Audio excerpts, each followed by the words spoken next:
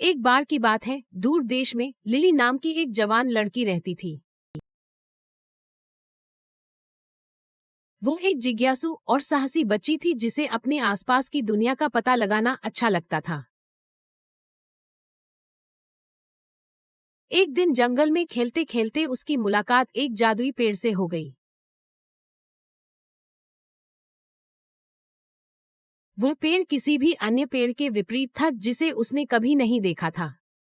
उसके पत्ते सोने के बने थे और उसकी शाखाएं सूर्य के प्रकाश में चमकती थीं।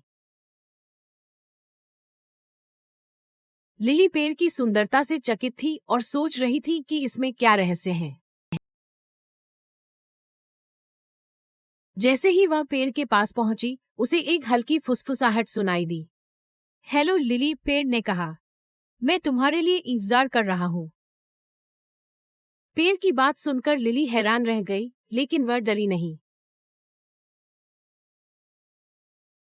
उसने पेड़ से निकलने वाली गर्मी और आराम की भावना महसूस की। आप कौन हैं? उसने पूछा। मैं चमत्कारों का वृक्ष हूँ, वृक्ष ने उत्तर दिया। मेरे पास उन लोगों को इच्छाएं प्रदान करने की शक्ति है जो हृदय के शुद्ध हैं। तुम्हारी इच्छा क्या है लिली? लिली ने एक पल के लिए सोचा और कहा, मैं दुनिया को एक्सप्लोर करना चाहती हूँ और इसमें मौजूद सभी अजूबों को देखना चाहती हूँ। वृक्ष मुस्कुराया और बोला, तेरी इच्छा ही मेरी आज्ञा है। लेकिन याद रखें, सबसे बड़े चमत्कार आपके आसपास की दुनिया में नहीं, बल्कि आपके भीतर पाए जाते हैं।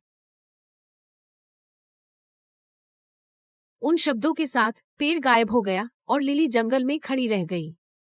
उसने इधर उधर देखा और देखा कि सब कुछ अलग था। पेड़ लंबे थे, फूल चमकीले थे और आसमान नीला था।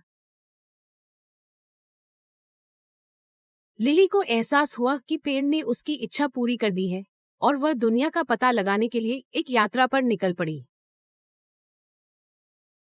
वो वृक्ष को देखकर बहुत प्रसन्न हुई और वह संसार को देखकर बहुत प्रसन्न हुई। पेड़ ने उसकी इच्छा मान ली थी और वह दुनिया की खोज के लिए यात्रा पर निकल पड़ी।